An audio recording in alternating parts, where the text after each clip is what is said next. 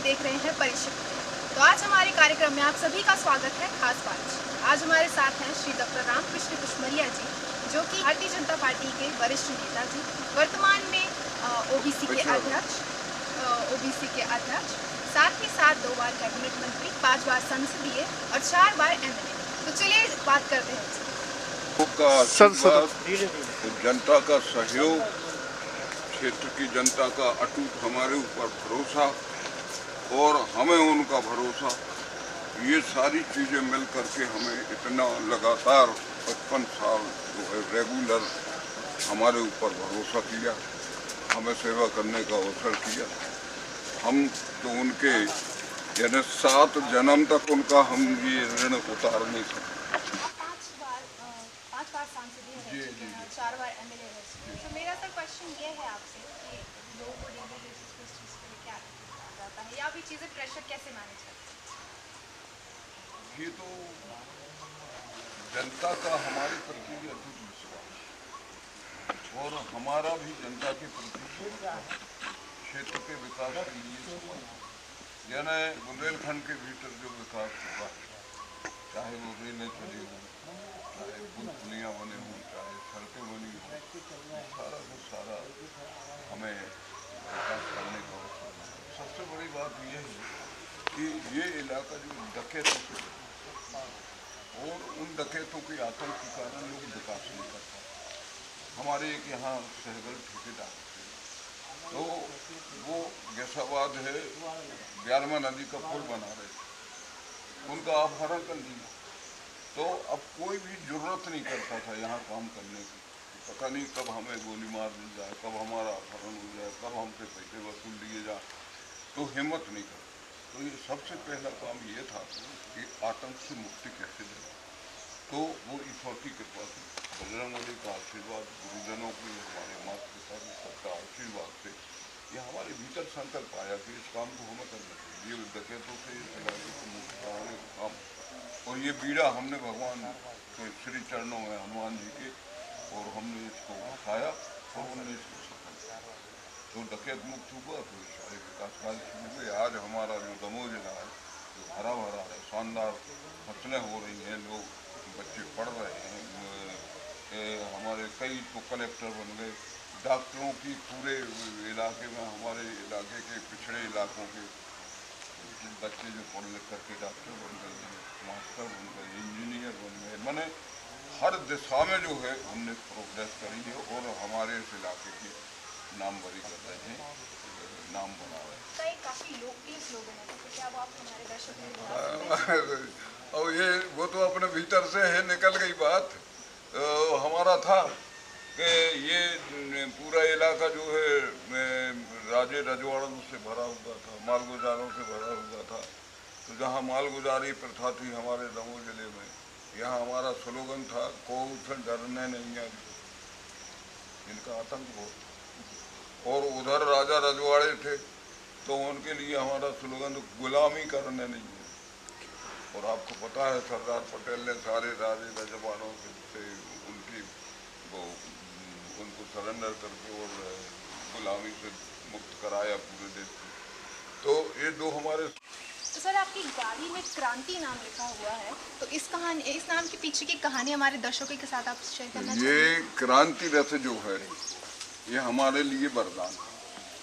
हमारी बेटी, उसका नाम था क्रांति, आज वो नहीं है, लेकिन हमने उसको जिंदा रखा क्रांति रथ के नाम। इसने इस क्रांति रथ के कारण हम 6 चुनाव जीते।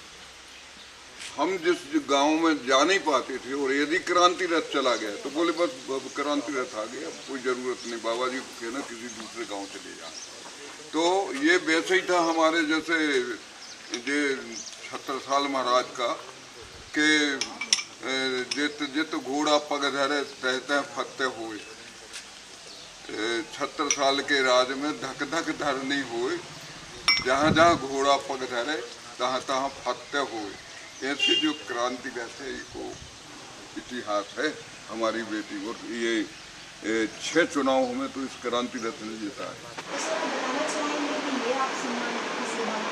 मैंने कहा मैं अवार्ड मिला और मैंने ये बताया था कि ये 2.5 जो एग्रीकल्चर ग्रोथ थी वो 18 पॉइंट हो गई।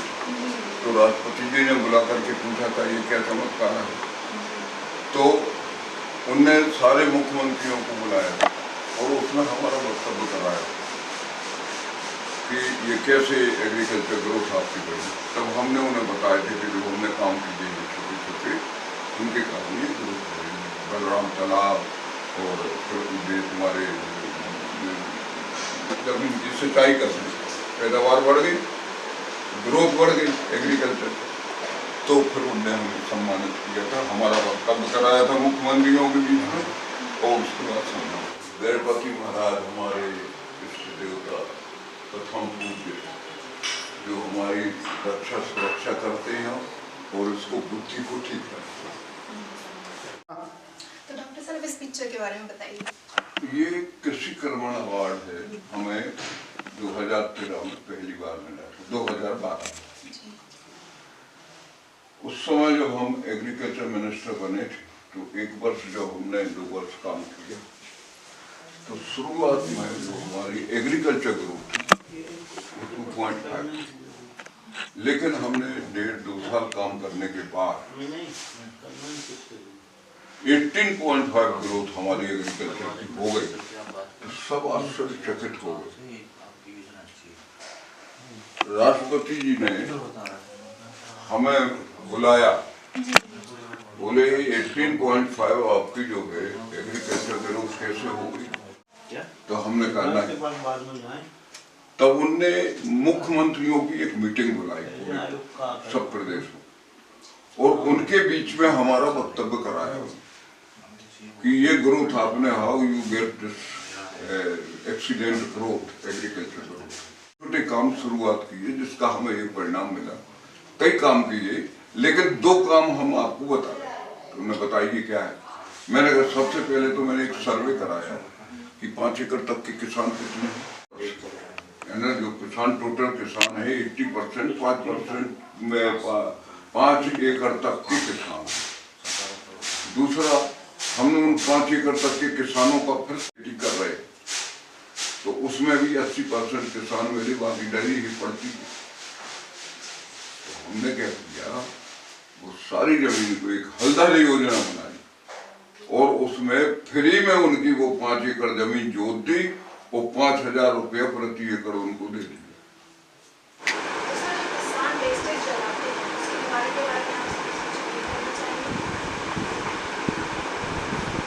कोई भी चीज जो है इस संसार में उसको वेस्ट कहते हैं, निरर्थक नहीं।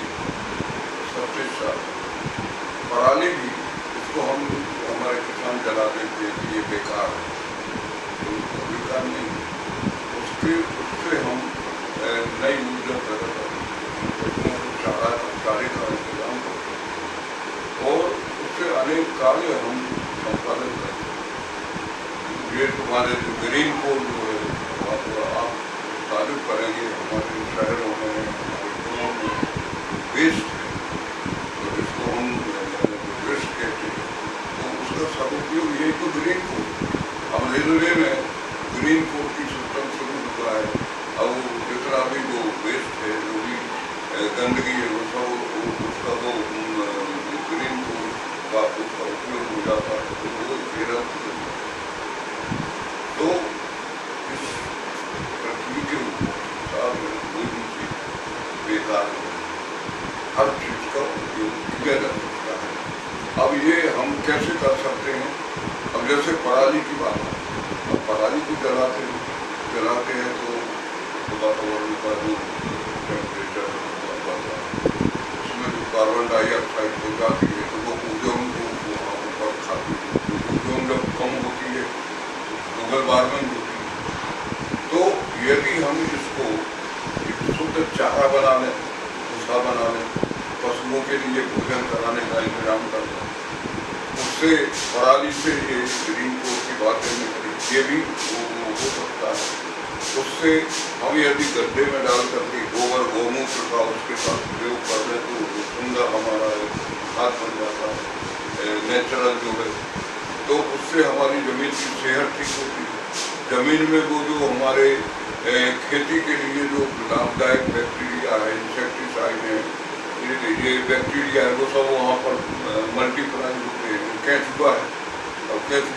ताकत मिलती है तो जमीन को नीचे जाकर के खाता है और उसको उगलता, तो एक बार एक जगह से जाता दूसरी जगह से वो एक प्रकार से वो जमीन को जोतता है बिना बिना मजदूरी के। तो हम उसको मार रहे हैं फर्टिलाइजर डालकर, लेकिन ये पराली का उपयोग करके हम तो ये सारी चीज को रोक सकते हैं और हम अपनी जमीन को बना सकते हैं, ताकतवर बना सकते हैं। धरती को हम ऑर्गेनिक मैटर ऐड करके उसको ताकतवर बना सकते हैं। राजमाता विजया राजे सिंधिया ने जब डीपी मिश्रा की मिनिस्ट्री को गिरा करके गोविंद नारायण सिंह को एक संघ सरकार का मुख्यमंत्री बनाया, ये कांग्रेस का जो है शुरू हो गया उसकी डिक्लाइन शुरू हो गया। तो ये 72 की बात है, राजमाता जी हमारे घर पर आए क्योंकि हमने एग्रीकल्चर करने का बीड़ा उठाया था, डाकुओं से निपटने का बीड़ा उठाया था, तो हमने जमीन ले ली थी, खेती करना शुरू किया था। उस प्रभाव से संघ के लोगों, संघ की शाखाओं में हम जाते थे तो संघ के लोगों ने ऊपर बात की हो कि MSc PhD करके वो यहाँ खेती कर रहे हैं। तो फिर बाबूराव प्रांत पे राजमाता सिंधिया महाराज पन्ना इधर आए थे, तो उनने कहा था पिताजी से उनके सामने सही राजमाता जी ने कि जनसंघ के लिए आपके लड़के की जरूरत है, तो उन्होंने कहा हमने दिए। तो ऐसे राजमाता साहब के सामने हमने जनसंघ की सदस्यता लेकर के और फिर पहला चुनाव 72 में दीपक निशान लिखा। मैं कैमरामैन से चाहूँगा कि एक बार वहाँ फोकस करें। मैं इस तस्वीर के देखना बताना चाहेंगे आप मुझे, ये तस्वीर ध्यान जा रहा है मेरे के साथ आपका, ये है क्या कहानी है इसकी? ये आए थे जब उनसे हमारी मुलाकात हुई थी,